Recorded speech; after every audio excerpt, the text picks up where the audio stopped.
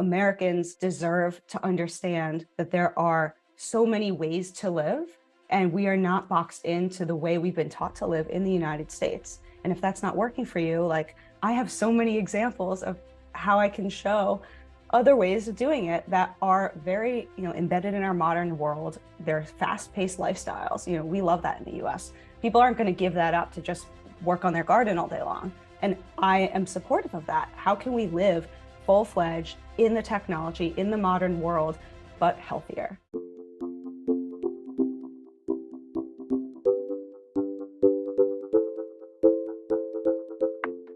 Hello, hello. I'm here with Anna Pleat, who is a medical doctor, and we have some beautiful history together. Anna and I actually studied together at the University of Pittsburgh when we were majoring in nutrition. And I always think of Anna as also the sore thumb that stuck out with me, where we felt like we didn't 100% belong in a way. And we had such unique views on nutrition and health. So I'm really excited to bring her on here and bring in that perspective, share her journey. And yeah, for me, a little bit, it's going to be nice to reminisce about some parts of college and yeah, just to catch up and see how we've each taken things in these different directions. And yeah, I'm just so excited to dive in. Thank you. It is absolutely my pleasure to be here. When I found out you're doing podcasting and you're doing life coaching and all of this spirituality stuff, I thought, oh, this is my soul sister. Like, for sure, things are going to come full circle. This is just so beautiful. And I'm very happy to be here talking to you. Yeah. Oh, thanks for being here. Yeah. I like just seeing you feel so great again. And I'm glad we reconnected. The power of the internet and social media, I'll tell you.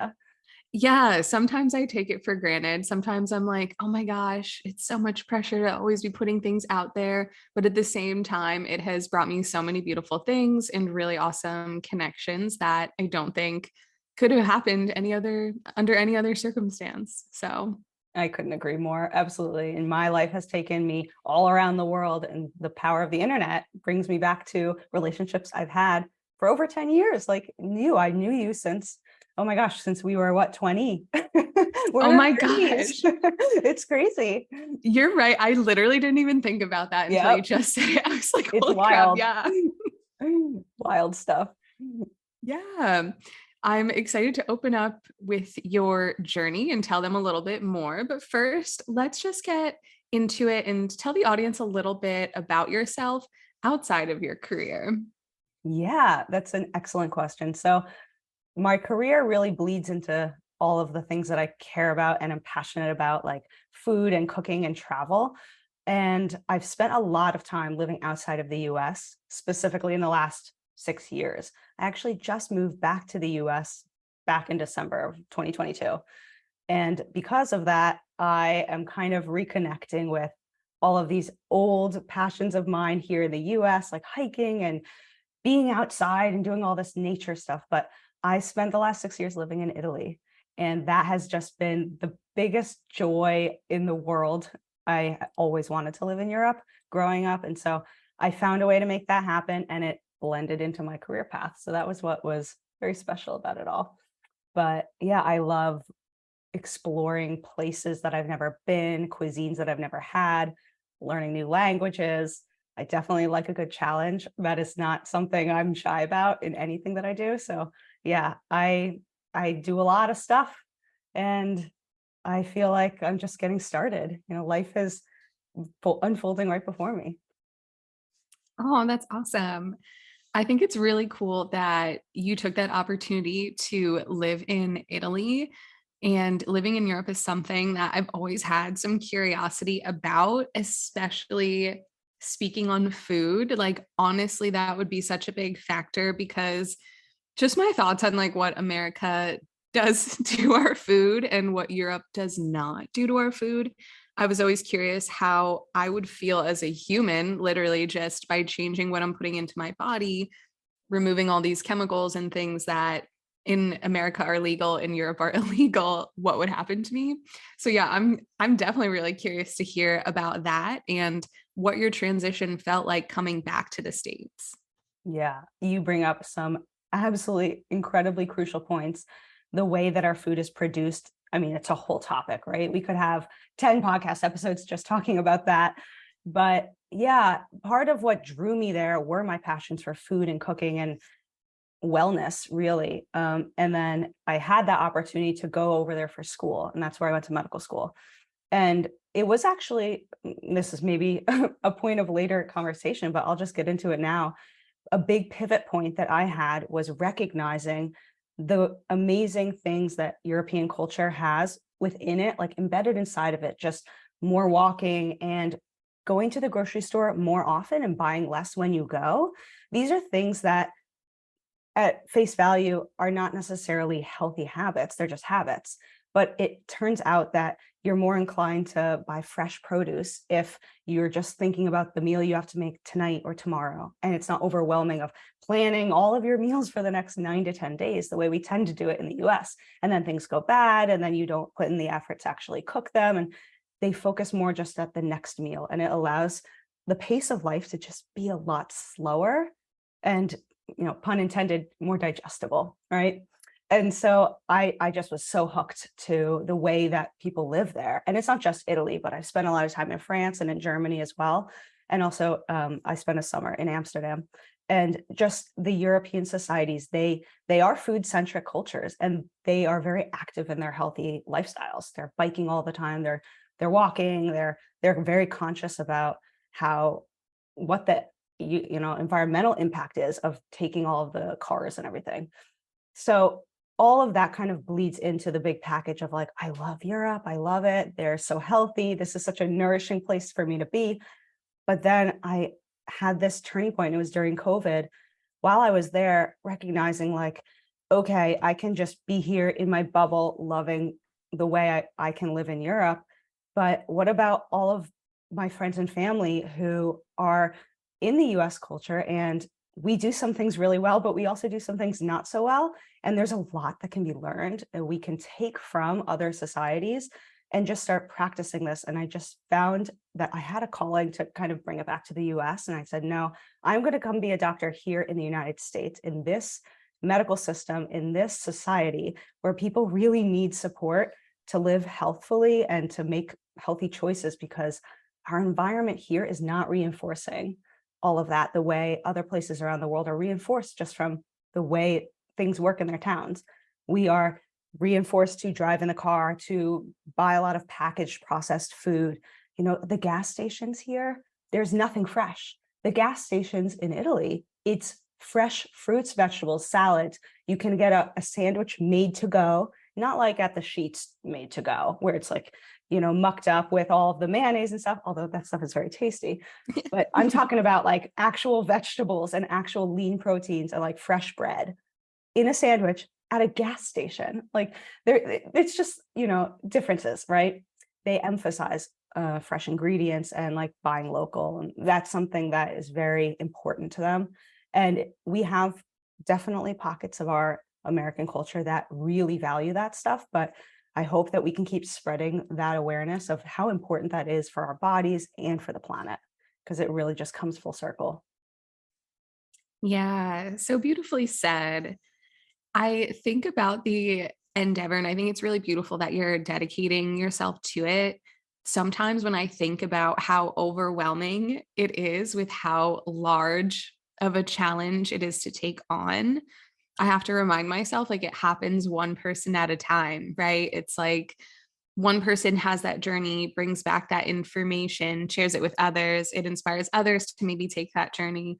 And that's how it happens. And I think that's just a good reminder that with anything, it's really intimidating to take on something new or something big or a huge change, whether it's just in your life or a huge systemic issue that you want to start to fight against and bring better knowledge, better practices in.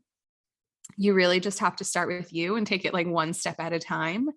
Especially, I even think about how long the journey is with being a doctor and having that eagerness to really want to put yourself out there into the world and start to share this. And it's like, okay, but I still have to take the proper steps. I still have to go through this process. Yeah. Yeah. How do you feel about just the whole journey that you've taken and like having this information and how you see like your ability and credibility, even with like sharing this information to the world and getting the information out there in a way where people know you to be like a trusted resource. Yeah, this is such a good question. And I probably should have backed up a little bit before we, Yeah. go right into the conversation. Sort of like, how did I get to the point of going to medical school in Europe? And part of that bleeds into some pivotal questions I had to ask myself of, is this resonating with me in like the core of me and what I want to bring to the world with my work and my message and the way I want to help people. And so it really kind of comes back to being at Pitt with you in our nutrition dietetics program. And the program was, excellent, right? So it's a program that's priming people to go be registered dietitians. And I think you can agree, like all about nutrition. I love it. It's such a rich, juicy topic, and it can be taken in so many different directions. We can talk about like actually what people are eating, but then it really, for me, bled into more thinking about like, well, how does health and a diet impact the rest of our like health and the rest of our health outcomes? And I kind of recognize that, to me, diet and nutrition is just one tool in the toolbox that someone can really use and garner to exude an extremely healthy lifestyle or just improve their lifestyle a little bit more, towards that goal of being ultimately healthy, which is really, it's the journey, it's not a destiny, right? So I recognize that I love nutrition, but if I chose to be a registered dietitian, I would be limiting myself in the way that I wanted to help people by giving myself only one tool. And so I really just reflected on that and thought, no, I want to be a doctor. But my path wasn't direct, right? So I had a little bit of like curiosity towards like natural health and nutrition being like food is medicine, being like a core component of like a healthy lifestyle, but also of like a natural medical approach. I decided to go to naturopathic school, and I started doing that in Portland, Oregon, right after we graduated from our bachelor's degree. And I was in this program, and this was very unique, right? So it's a program teaching people how to use diet, also things like chiropractics, herbs, homeopathy, Chinese medicine or acupuncture, like all of these wellness techniques and all of these natural healing techniques that have been around for centuries, if not thousands of years, and can be extremely effective, right? So I'm in this program and I'm learning how to do all this stuff, but I recognize like I can't necessarily practice medicine forthright in the context of our modern medical system, with all of the pharmaceuticals and all of the surgical procedures and all of the radiation therapy. I didn't want to be missing a really important piece of having health conversations with people and, conversations about their disease. That's a big part of it for me. I thought I didn't want to be missing any of these tools. I really just kind of kept coming back to that. And so I decided to pivot again and go to conventional medical school or allopathic school to get my medical doctorate. And this coincided with a time in my life where I was madly in love with this European man. And so it was really, how the story always goes. I decided to join forces with him, and we saw a future together in Europe. So I thought, well, it doesn't make sense for me to get my degree here and then try to jump over the Atlantic and build my career there. If I'm in school there, that's where I need to be making all of the connections and building up my career in the place where I plan to practice, right? So I went over there, and we both moved to Milan together, and I started medical school and he was doing his other program, and it was amazing. And then, life evolves, and I got to a point where, and this is really the main pivotal moment where I decided, like I talked about before, that I wanted to come back to the US. The relationship I was in wasn't serving me anymore, and I had to leave it. And that was, of course, came with all of the difficulties, like the emotional burden of making such a big change after I'd already made such a big change to move to Europe to build a life there. I love Europe, and he was fantastic, but we decided to part ways. And then I had this moment where I could ask myself, what's next for me?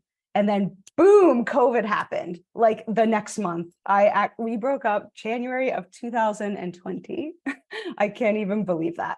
right? So the universe was just sending me so many messages like, this is a moment to pause and do some soul searching. The world is on pause right now. Don't rush. Figure out what you want, Anna. And so I did. I paused. I was like a basket case all of 2020. I didn't know who I wanted to be. I didn't know where I wanted to be. But the answers came, if and this is stuff that I know you do with your yoga work and your meditation, like giving ourselves moments of silence and moments of pause.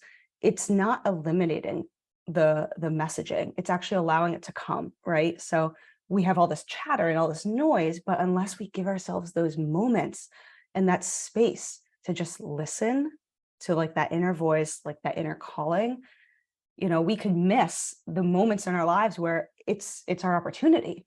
And so thank goodness, my sister's a psychologist. So of course I was guided by her wisdom, but I paused, I made this decision, and I full force was like, I'm coming back to the United States. Everything I've learned here in Europe is so valuable. Americans deserve to understand that there are so many ways to live, and we are not boxed into the way we've been taught to live in the United States. And if that's not working for you, like I have so many examples of how I can show other ways of doing it that are very, embedded in our modern world. They're fast-paced lifestyles. We love that in the US.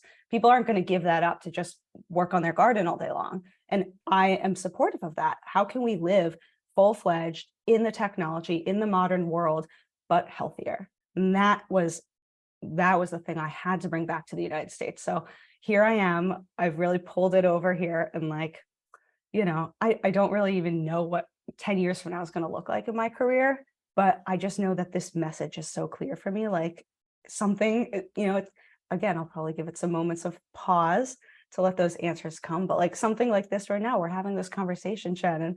I never expected to have this conversation with you, 10 years later, and here we are. Like, it's just so beautiful, right? So I'm excited. I'm excited to keep pushing all of this information out to people, and I'm just getting started, Ooh, I love that. Like that was yeah, a lot though. There was a lot of themes in there, right? There's so many different points that I want to touch on that I really love that you mentioned. And just like as you're saying it, and I'm like, I really connect to your message and I really feel that. Because like with Pitt, when we were there together, my intention was like never to be a dietitian. I was like a pre-med student studying nutrition for the same reasons, where I was like, well, I mean, I think I kind of fell upon nutrition because I literally looked up all the majors and what courses they took. And I was most interested in learning about the human body. And seriously, like no other major really went into it as in depth as nutrition, because even like biology and chemistry and a lot of the and like neuroscience, a lot of those typical courses, it wasn't focusing on specifically what I wanted to focus on. And when I saw the courses for nutrition, I was like, yeah, this is like all about the body. Like, this is what I want to study. And so that's what led me to applying to do nutrition as a major, because it's at Pitt, it's like you don't just get to choose nutrition, you have to apply to be a nutrition major, which is so interesting. But it's cool. And then being in the program, yeah, I just remember learning so many different things and like having really strong beliefs about the way I perceived it and like the role I believed nutrition should have in people's lives, and like how the fitness piece and the lifestyle piece was all in there. And I think that's what kind of led me to, I think like you said, it was like I felt like nutrition or being a dietitian was really limiting my ability and what I wanted to do and the influence I wanted to have in people's lives. And so that's why I really just it didn't appeal to me. But then after we graduated, I knew I was going to have a gap year before I went into med school. That word. And so I was like, oh, you know what? Like, I'm just going to apply to a dietetic program. And I just remember our advisor was just like, you don't just casually apply to a dietetic program. Like, less than 50% people even get in. Like, you have to take this seriously. You can't just like throw out an application. And I was like, look at me, throws out an application with like doing it like all the night before. And I ended up getting matched, which I think I was kind of like, I think because I was so detached from the outcome, I think that's why the universe let it happen for me, because I literally was like, well, it doesn't matter if I get in, I get in. If I don't, I have a job here in Pittsburgh. So it's fine. Like, I don't have to worry about it. Like, whatever's going to happen, like, I'm fine either way. And then I ended up getting in and I was like, well, okay, yeah, of course. And I moved to Louisiana to do my program. And when I was down there, that was like my first time. I think part of it was like I wanted to be somewhere totally different so that I could like figure out who I am and like reinvent myself and step into this new version of myself.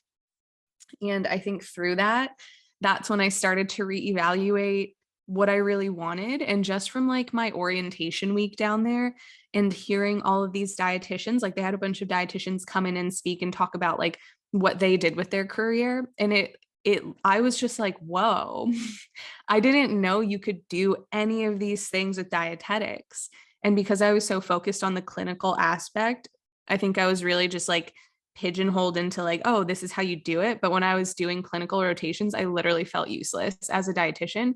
And I don't mean that to disrespect any clinical dietitians. That was just my personal experience in the setting in the hospital that I was at and what the rules were with what dietitians were allowed to do at that time, which has changed since I was a student, which is crazy because I don't even think I'm that old, but the field of dietetics has really changed. So like before I really had no power to do anything. It was like, I get a printout from the government and I hand it to a patient in the hospital that has the right to say they don't even want to talk to me. So I'm pretty much like retyping everyone else's notes into a chart and then going into a room and handing them a printed paper of things that I didn't agree with and walking out. Like that's like all I ever did. Wow. And then when I like, I wanted to be more useful and I would like really start to research things because I had the space to do that. And like no one wanted to hear what I said because I was just the dietitian. And like it just really frustrated me. And I was like, I want nothing to do with this. Like this experience has really put me off from wanting to pursue clinical. So I like and like yeah, when I graduated I was just like, okay, well yeah, before then the reason I ended up not wanting to pursue medical school, like I pretty much dropped out before I started, so I don't even know if you would call it dropping out.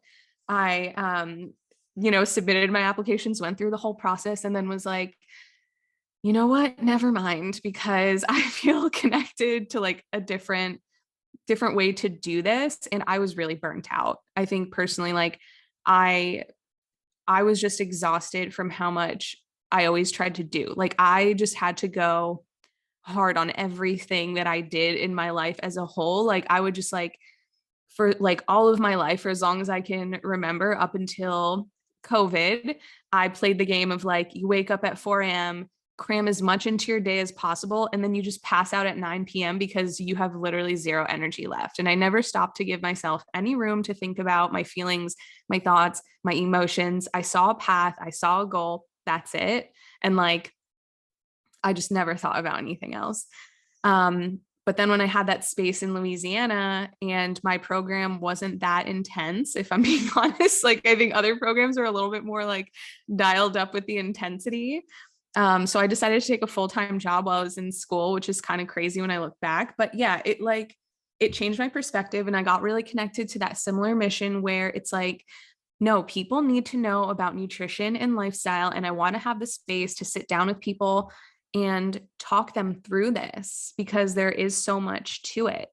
Um, and like, I think in the medical field I got really lucky because I was working with a doctor where he would take an hour to sit with his clients because he was like the head doctor for spina bifida. And it's a really unique situation because it's just like you see one doctor that looks at everything, and so they get the space to have that hour. But then people would tell me, they'd be like, you don't get this, like this isn't normal in the field, so like don't go into it expecting that you get to sit down with everyone for an hour. And I was like, oh, watch me try. Like, it's like, I want, that's what I want. Like, I saw how powerful it was. And that's just like, I knew I wanted that in my life in some way.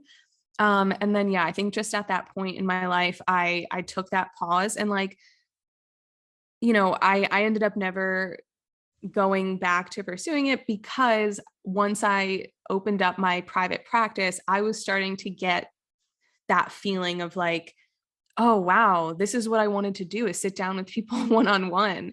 And so it kind of met that need for me. But like, there's times like, I'm so curious about your studies, even with like herbs and things like that. And I know you switched from the naturopathic route, but a lot of that has always been really interesting to me. And I like studied under this woman for a little bit. She was a life coach, like very spiritual woman. And then she was married to a Chinese medicine doctor. And I just loved my experience with them and like learning about acupuncture and having them do it on me. And like, I was so amazed with that and just like learning about the beliefs that other cultures have. And then I studied abroad too, where I studied different forms of medicine and we like traveled around the Mediterranean. It was like a crazy program. It was really cool, but it gave me the opportunity to start to open my eyes up to like, wow, there's so much about health that I don't even know that I don't know. And like getting the opportunity to see how different cultures do it. And like you said, it was so much that I was really excited to share this with other people. And it's a lot of information where sometimes I feel like people have to hear it quite a few times for it to stick and really start to like, for me, so much of it was embodying what I'm learning. It's like, if I know this information, I need to practice it and really be strong in my beliefs and show people that I am, because so many people are scared to be the one to be the weirdo, like I think I've never cared. I'm like, all right, if people want to think I'm weird, let them think I'm weird. I've like been that way my whole life. So I'm like thankful for that, but I can see the hesitation in so many people. And like, I still see it in myself whenever I take a new step in a different direction. I always have that part of me that's like, that human need for community and connection that naturally kind of pushes us back into speaking out about certain beliefs when we don't agree with the status quo, and you're really challenging that to be like, no, actually, I believe this. It's hard. It's not always simple, even if you are someone that can just run with it most of the time. But yeah, I am really excited to see where you take things. And something that you said that like I also just want to touch on, my sister is also a psychologist, so I think that's really funny. And we're just like continuing to click in ways that like we didn't even know we were like connecting on. So it's so interesting how that is, but I love it. I love that. I had no idea. That's amazing. Yeah, it's funny how that is, huh? Yeah, it is. Oh wow, you just touched on so many amazing themes as well. Um, I do want to go back to what you were talking about, being in the doctor's office, the spina bifida specialist, him sitting down with all of you for an hour. So that's exactly the reason why I was first drawn to naturopathic school. I'll tell you, it's exactly that. It wasn't because of the herbs or the Chinese medicine or, some of the other options that are there. I'm not against pharmaceuticals. That's not my belief. So I recognized, okay, I'm going to learn a lot of stuff in naturopathic school that is going to be very eye-opening for me.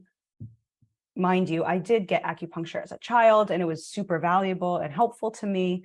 It actually allowed me to not further develop asthma, and I never had to take an inhaler because I went to acupuncture for 6 months of sessions. Like, who would have thought? But my mom was a big proponent of thinking outside the box when it comes to health. So knowing and recognizing that there are opportunities in these alternative health and alternative medical practices or settings to have deeper and longer visits with patients, that is the most attractive thing about naturopathic medicine to me. And at the time, I thought I also wanted to have longer conversations, because even just talking about diet and nutrition is a whole thing, right? It's not what you're eating, it's your choices, your behaviors, your beliefs, your fears. I mean, all of that goes into how you live your daily life, and diet is part of our daily life. And I know there's some intermittent fasters out there that are saying, not technically. Okay, that's fine. Yeah. You can do your intermittent fasting. But by the way, fasting is a dietary practice as well. So you are actively making a choice by abstaining from food for a certain amount of time. I digress. But the thing that was really pulling me in was I got to have those longer conversations, right? But naturopathic school, and I talked about that before, it wasn't really filling up my bucket the way I wanted it to. And I really tried to make it work for me. I stuck through half the program. I was there for 2 years and some change. And it just wasn't the thing I was looking for. It's amazing. And there are some incredible naturopathic doctors out there that are absolutely crushing it and changing so many lives and people's health for the better. But it was not my calling ultimately. And so that was a tough decision, because knowing that I'm a medical doctor, I will not have the opportunity to have hour-long visits with patients, except in very few settings. And so I'm thinking at this point, I might want to become a geriatrician. And that is actually one of the settings where the participant or the patient visits are longer, right? Because the patients are old, so they have a slower pace of things, but B, they usually have a lot more going on. So you can't get it done in 5 minutes. Only if it's like a quick checkup, right? You have to have a little bit more time with people. And interestingly enough, geriatrics is a super holistic side of medicine. You have to take into account that person's functionality, their desires and their abilities, and their own goals, their own health goals, right? So geriatrics is kind of in a way like holistic and balanced the way I never knew it to be, or it can be at least. But recognizing that I wanted to have these deeper conversations was the fire. Your thing is fuel the fire, right? So what fueled my fire to start my whole social media stuff, what I'm doing now, I'm making YouTube videos and I'm spreading them around TikTok and Facebook and Instagram, because this is my way of having those longer conversations with people. I'm not necessarily having them with the patients directly in that setting, but with the audience, where we can go deeper on topics about nutrition, what to know, why it matters. And I'm really a big proponent of the Mediterranean diet, of course, because I spent so much time there. But it's just such a great approach to eating, because it's so inclusive of the experience of eating. And so having the opportunity in the digital space to have these longer conversations, to me, is just such a gift of living in this time period in the history of the world. This wouldn't have never been possible 30 years ago, 100 years ago, of course. So that's one thing that's really amazing, that I want to make sure people recognize, that if they don't have time with their doctor, or even if they're in the setting of seeing any other healthcare provider and they want those longer conversations, like, these conversations are starting to happen online. And if you know where to look for them, like people like you and me, you can learn a lot, and you can really like harbor yourself with amazing knowledge and ways that you can start applying this stuff now. And we talked about this earlier, but one person at a time, like, that's how we make effective change. So one person learning something that's important for them to know about something in their diet, or the way that they're thinking about their food and their relationship with food, they can then also spread that to other people and teach somebody else in their life. And that's at least my vision for how we're going to create these healthier communities, because you're absolutely right. You can't go against the establishment of food and big ag in this country, ag being agriculture. Those are such huge, powerful industries. You're never going to get rid of that. But that's not a worthwhile goal then, given in that circumstance. It's better to just give people the foundation of what they need to know to be healthy. And then for certain things, it's not going to be in their control. It's why they have nutritionists and dietitians and naturopaths and doctors and nurses and all these other people that's why, we are the healthcare workforce, supporting people in this path to trying to be as healthy as we can, or at least avoiding the biggest problems. And that's kind of another topic, but we have a lot of work to do, I think, in our medical system here in the US, to pivot a little bit, turn the corner, rather than just trying to fix all of the problems and save people from the near-death experiences. Like, go a little bit above and beyond that point to saying, hey, we cannot just wait until it's this like fatal outcome when we're intervening. Like, we need to step in way earlier. Prevention is the best cure for anything. We know this. All of the science, all of the data has been telling us this for a long time. It's not new. but we're not doing it. And we can be. There are so many good ways to do that. So that's my pull in my career, my goals is I want people to recognize the power of prevention, because it is the best medicine they'll ever get, is to not get the disease in the first place. And of course, we all know the biggest burdens in our Western world, it's not just the United States anymore, all of the chronic diseases. It's obesity, diabetes, hypertension, cardiovascular disease like atherosclerosis, strokes, cancer, like all of these things are chronic diseases that we know can be prevented in a lot of the cases.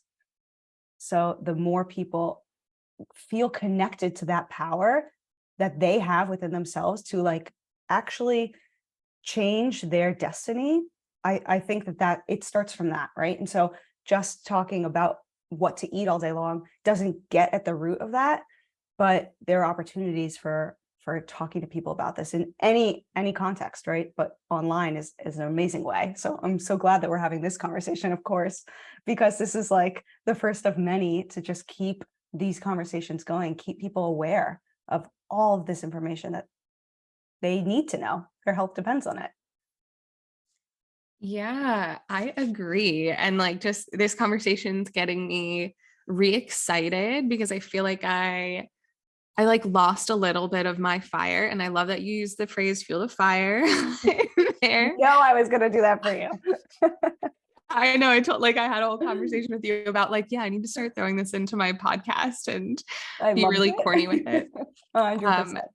But yeah, like it's getting me excited again because I think especially with COVID, I realized how much more important nutrition was than ever. And like, I feel like I'm maybe one of, and I don't know the percentages, but I don't think I was in the majority of like, oh, COVID came and my business actually tanked. Like, my business grew. I hired a full-time employee. And like, it was because I think it was giving people the opportunity to pause and be like, what actually matters in my life? And like, now I have the space to like get my health together, get my life together, and we actually saw an increase in people signing up. Um, so that just kind of reminded me. But then I think part of it was like my business grew so fast, and my beliefs were also starting to shift. And I was really like, I think part of it was like I was having a lot of fun playing in the world of like getting the body to look a certain way with eating a certain way. And then I was just like, you know what? Like, this isn't really a way to live. Like, I see the importance of having it if you are playing a sport. And that's part of what I had an interest in, is like how nutrition affects athletes.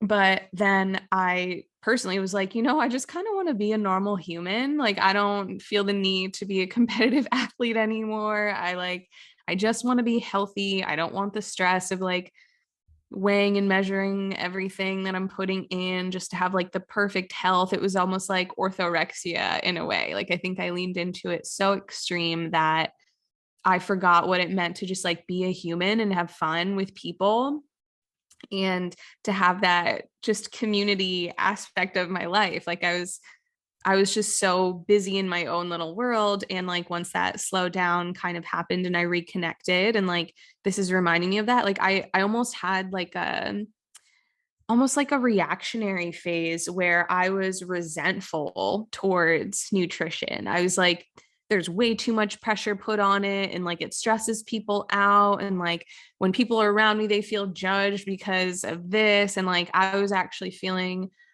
yeah, just like really negative towards it, because I almost felt like, yeah, like the way that I took it, or just how people perceived me, or the way I was triggering people, was too much emotionally for me to handle at that point. And like, going through my own internal transition with how I was handling nutrition, yeah, I kind of like disconnected from my mission for a while.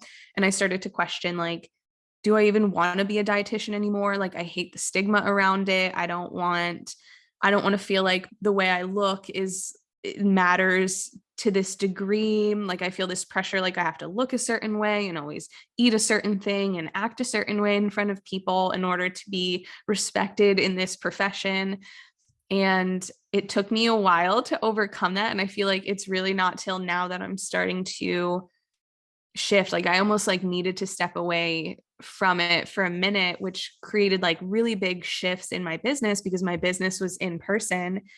And then you're talking about like having the conversation online. Like I agree. Like I am now like, okay, I want to have my business online because this is where people are hanging out now. And, do I believe that we should be on our phones all the time? No.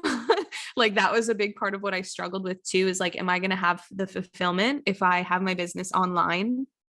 Because I believe in like real human in-person connection is so just being so powerful, just like being in someone else's energy like that can have a really strong influence on people. And just, yeah, what I believe it means to be human again, to just have that. And so I think there was a lot of fear. And so I like wavered for the past year and a half since I closed my business about like a year, like a little over, or I'm sorry, a little less than a year ago, I closed my in-person business with the intention to like take some time off and then try to grow online. And then like now that I'm doing it, there's a whole learning phase of like, how do I make a sustainable business online?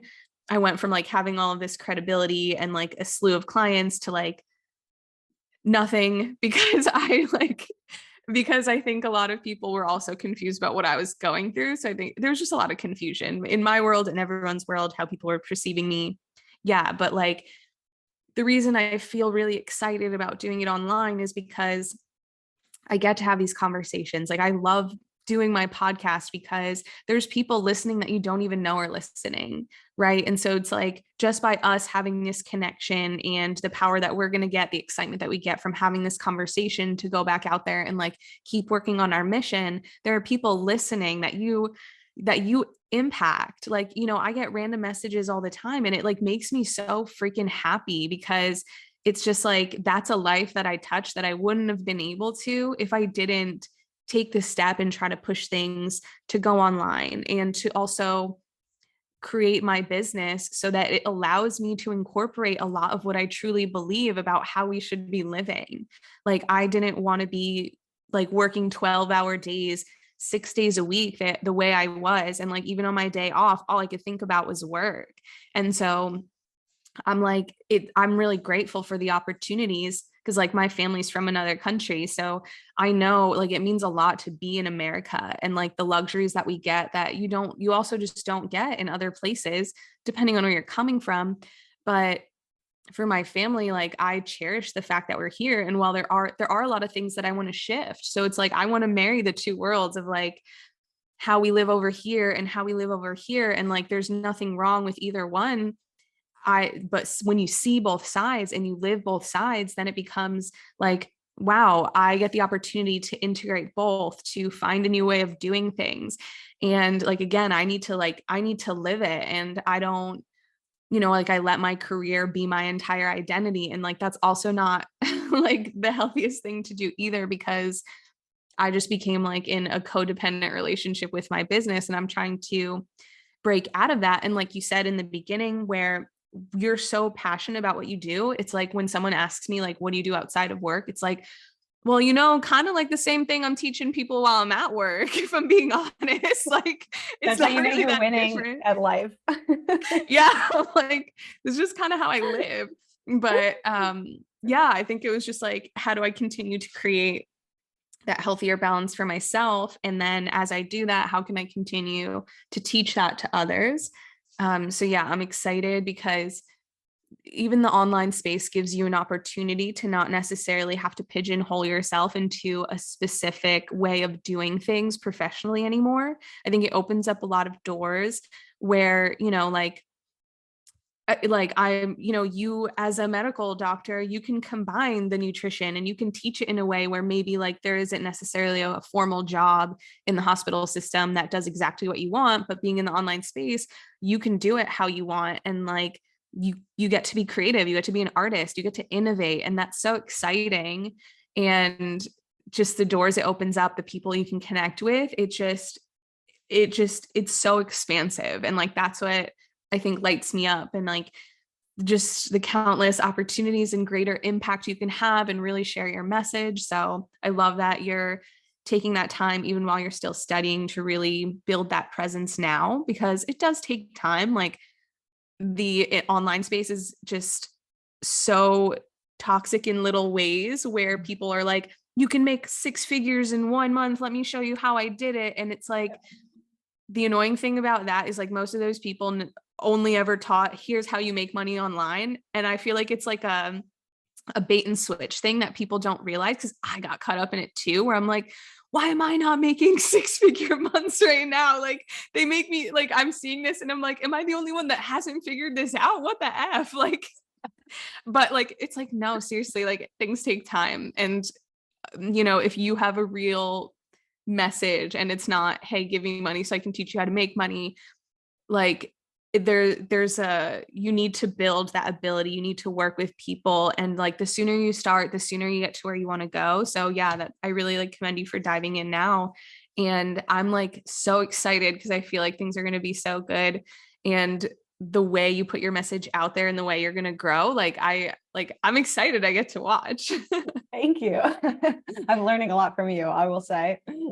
Instagram is something I have not cracking very well, but Instagram is tough in 2023. I will say everybody seems like they're a glossy supermodel, and some of them are, but some of them aren't, and they still make it look like they are. So I mean, I feel like that's part of my thing too. Like I made a post where I'm like, hey, you don't need to be an Instagram model to do this. Cause like that was like part of like the issue I had with moving online. I'm like, listen, I tried it. Like last year, I tried to be like, hey, record me walking around this flower patch for a minute, and like so I can use it as a reel. And like, to be honest, I didn't like it. Like I felt so uncomfortable.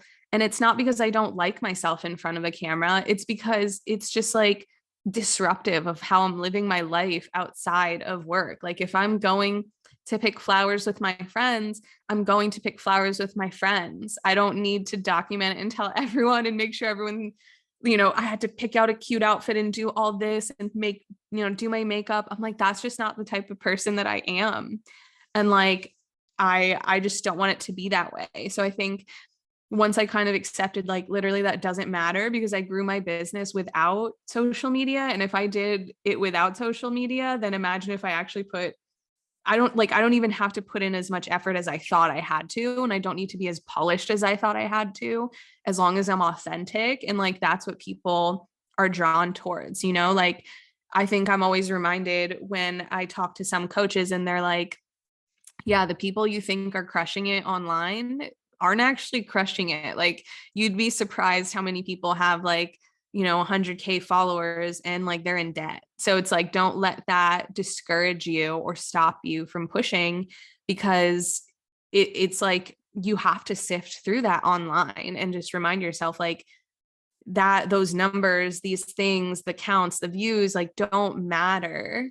But like, you're putting the more, yeah. And I've always found that like the more authentic I am and when I share more powerful messages, even if they're not pretty, people respond to them. And so it's like, I have to remind myself, I'm like, it literally doesn't matter. Like no one's expecting you to be glamorous. Like, yeah, that's cool. And maybe some people care, but like, if they care and don't want to listen to your message because it's not pretty and polished, then they're just not the right fit to be hearing your message. And that's it, period. Well said. And I love how so much of like finding people to follow online, whether it's a podcast or like video tutorials or whatever, TikToks, it's like dating. Like you have to have the right vibe going both directions, right? You want to build, like if you're a consumer and you want to find somebody who's really feeling like they're speaking right to your soul, like you'll find that person. And then on the reverse, as a creator, like finding the audience that wants that connection with what we're saying and is hungry for the message, like that's the audience you want to build. Like I've learned this recently, your vibe attracts your tribe. And it's been such a helpful and a good reminder that, connecting online it shouldn't be that different than connecting to somebody in the street, in the clinic, in the office. It's people behind those screens. So the more authentic, the more human, the more honestly vulnerable we can be, like the more people are going to find value in that. And that's true in any capacity, humans being with humans. It's always been that case. Like, I like that part of it. But yeah, thank you. I'm excited to be building this. I don't know what this is. It's going to be, who knows? It's a lot of fun. And you talked about this before, like it reinvigorated you to get back to nutrition. I actually had the exact same experience, Shannon. Like I took a pause from nutrition. I moved to Italy, a place where there's no sense in trying to teach them nutrition. They already know it. They know it better than I do. I was a learner all of a sudden. And I thought, oh, I don't know what I'm talking about. And the remarkable thing is, like, if you're looking at at least in the Italian culture, it's like carbs, carbs, carbs, starchy carbs, every meal, and a lot of sugar. And I'm like, I've been taught, and I was pretty convinced, knowing all my biochemistry and all my physiology and all my tricks, like that this is wrong and it gives you obesity. But like, I'm looking at these people and they're absolutely the opposite of obese. They're like skinny and fit and they're active and they're happy. And like, wait a second, I might be wrong. And so I took a huge pause and I started really reflecting on like how the mental health side of eating is the most important part. I don't know that we have such great data or such great research studies that are sussing out, like, is it the nutrients? Is it eating whole foods? Or is it the way we're thinking? Like, that's really hard to study, right? Really hard to study. There's not going to be an easy way of measuring that. But observations in the community, in the real world, are also observations. And science always is based upon observations. It starts there. And so it comes back around. Sometimes you're thinking like, okay, maybe nutrition isn't that important, but here I am. And probably this has been another fuel, being back in the US. I'm like, okay, for sure, it's probably the mental health, and we are really tanking on that one. We gotta address some of the serious crises that are plaguing our young people and our society right now, with anxiety and stress and depression. Like, that's very real.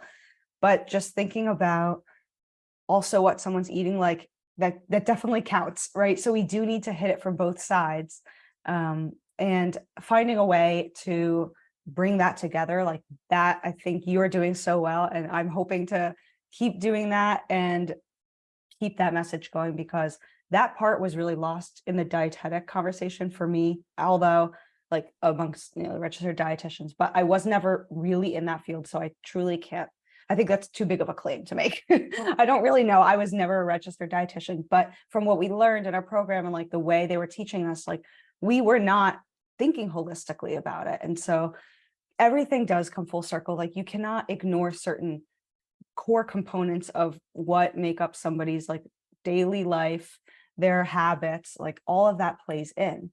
And it's cool, like being online, being a creator, like finding creative ways to teach about it, to talk about it, to learn about it. Like I'm learning all the time. Actually, I'm probably learning more about all of these topics now that I'm finally like pushing myself and teaching myself. That's obviously a pretty well-known thing, that you learn the most from teaching, but this is just such a cool way of doing that. So really glad we're doing this. Like kudos to us. And Yeah. I hope that people are finding a lot of value from it, because that's really what it's about. Yeah. Yeah. And I love that we are finishing on this note too, because it like segues into the program that I created at the beginning of this year. Like it's been in the works. I initially meant to launch it last year, but like I just needed a break. Like that was just my point where I was like, okay, I need to step away. And there was more that I needed to learn, like over the past year, like when I initially was going to launch it to when I actually launched it, there were things that went into the program that I didn't have the skills. I didn't have the ability to teach, because that's when I did my life coaching certification, which like initially I was like ashamed of doing it, because a lot of people, I think of like my family or just the perspective on life coaching. Like people are like, oh, that's a career for people that never did anything with their life. And so people were looking at me like, yeah, like really harsh perspective. This is what people were saying to me. And obviously I don't agree with it because I chose it. And I think it's really powerful. But I think when I had some of that in my brain, I had some resistance initially, even starting the program. Cause then I was like, oh, Like, am I being silly? Like, why am I doing this? And then through the certification, I was like, oh my gosh, this stuff that I'm learning is actually so powerful. And like knowing how to facilitate a group and things like this, just it's like it really helped me keep working on my skills. And like I believe that we have to be lifelong students, especially if you're going to be coaching others. You have to have that commitment to always be learning, and that just has to be naturally in you, you know, like I just naturally have the desire to want to grow and learn. So when I launched my program, I called it, there's a few different names I called it. Initially, it was called Fuel Fire Soul Academy. And then I turned it into Mind, Body, Soul Harmony. And now it is called Body and Soul Freedom. And it's like, I think I'm sticking with this name because I feel like I was really just trying to find like the thing that would really encapsulate the whole image. And like, that's what it's about. Like this program, I made it 16 weeks because there's so much to integrate. And even though people love doing like 8-week, 12-week, because like we have this desire to make it short and sweet, it's just like, it's not a short and sweet transformation, unfortunately. And like, I don't want to promise false things. And like, that's what's always hard about business. In the beginning, I felt like I had to make these like bold, false claims to get people in the door because that's what sells. And like, that's what when I worked with someone on marketing, they're like, yeah, that's what you have to say to get people in the door. You tell them what you want to hear, and then you give them the real medicine. And I'm like, you know what? Like, I just want to be transparent. Like, I get that. And like, I'm sure it works. And like, I've used that tactic, but I want to start to share with people like truly how I feel about the process. And like, it's a take it or leave it. And like, again, like you don't have to take every piece of business advice you get to, but yeah, the program, that's essentially what it's all about, is like, how do you become an intuitive eater? Like, yeah, you probably like, it's for people that have probably tried dieting and don't really seem to find something that sticks, and they still have frustration, and they're frustrated with their bodies, and they have negative self-talk, negative self-image, which I feel like applies to almost everyone. If I'm being honest, if you live in America, you've probably compared yourself, or if you have a phone, you've compared yourself to someone on the internet. It just like, it happens. Yes. And so this program is all about like how, like, hey, like, let's bring you back to your health. What are your goals? And like, we need to look at your whole life and your beliefs and your psychology and your physiology. And it's not just one. And that's like what I've always been about in my business, is like, that's what we're known for. Initially my tagline was like food for the body and mind. And it's because it's like, to me, you can't isolate one. You literally just can't, because it doesn't, like, you will go down the wrong direction. Like if you're working with someone that's just like, hey, here's what to eat, to me, that's really disempowering, because you're no longer saying like, oh, you have the ability to internally know what your body needs. You're saying your body doesn't know, you don't know, follow this. And you're now like externalizing your power to knowledge, information, something outside of you. When to me, if you want real results, if you want to have something that's lifelong, sustainable, you need to learn how to listen to your internal guidance, because everyone's is unique. So for me to say, hey, do this, it could be going against your internal guidance. And you're furthering yourself from the outcome that you actually want to achieve. So with my program, it's like, how do you actually listen to your body? How do you balance all of these things? Like, what needs to adjust? Like, everyone has a unique life equation for what that balance needs to look like. And I want to teach people, like, how do you actually look at that and figure that out for yourself? Because you are a unique person. You have your own essence, your own energy, your own balance. And like, my balance doesn't look like your balance. So it's really like, yeah, empowerment's a big word, is like, how do you take your power back from all of these things that you gave it away to, so that you can actually start to take care of yourself and your health? And like, your health dips into more than just what you're eating and how you're moving. It's how you're thinking, how you're feeling, your relationship with yourself, your relationship with your body, your spirituality, your community. All of these things factor in to your longevity and your health. So yeah, it's really like trying to include all of that. And so part of it is like, I have different weeks and I invite guest speakers on, which, girl, I'm probably gonna be hitting you up for one of those and stuff. And so like, that's a part of it, is like, I don't want it to be just my voice. I want them to learn how to hear their own voice. And so to bring in different perspectives to me, like, there's so many people here to learn from, and you might click with someone in a different way. Their path might resonate with you more deeply than someone else's. And so for me, it's really fun to bring in different voices, different perspectives, because you should learn from more than just one person, and like you should be able to hear different ways of thinking and perceiving, because like I said, it's just going to click. Like someone might just say the right thing that somehow it clicks in your brain, or like someone says this with their story and suddenly it hits you so differently than the other 20 people that you heard it from. And so I think bringing that in is like, yeah, just wanting to make it like such a powerful program is really my goal, is to like continue to develop this program, because it's like, to me, I really want to just keep making this the solution to helping people turn inward. And well, like I said, there's other things to learn from, but like I really want it to be a very beautiful transformational 12 weeks that really launches someone into this journey that they've been curious about with their health. So yeah, if you haven't checked it out, I'm going to link it in the show notes and you'll be able to um, learn a little bit more about it and potentially sign up with the other amazing people that have gone through it and are going through it. Beautiful. That sounds like an amazing program. Honestly, I want to do it. Yeah. I'd love to have you. and that also like touches on such an important thing. Like we are never done learning about our health and working on our health and exploring ways that we are being challenged in our health and ways that we want to improve or can improve. Like it is a lifelong thing. And I'm constantly needing those reminders and repetition, and reinforcing the reasons that we want to be healthy, like to ourselves, whether that's with journaling, with affirmations, with goal setting. I started doing this with setting goals for, my own health. Like it's something that we can do lifelong. So I'm really excited that you're doing such a cool program. People are going to immensely benefit from that.